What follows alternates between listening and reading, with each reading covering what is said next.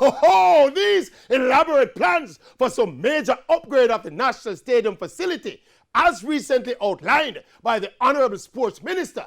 She spoke about increasing the capacity of the stadium by some 10,000 seats, covering the bleachers area, installing a new cycle velodrome, setting up a sports museum and a proper anti-doping facility. All this with a projected start at some point in 2021. Of course, with this level of upgrade, the stadium will be out of commission for several months, and following on a 2020 season that is being ravaged by cancellations, we could possibly go 2 years in a row with no champs at the stadium.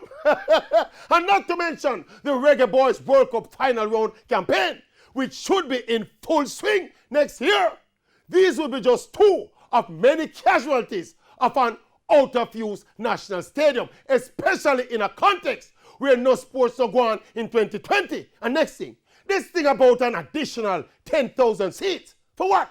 I said it already and I will say it again. The national stadium at its current 30,000 capacity is grossly underutilized.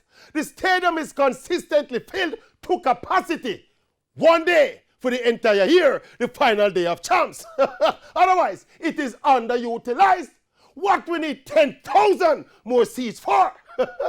Minister, your play. Yes, your play. Yeah, you play first and then me play and your play again.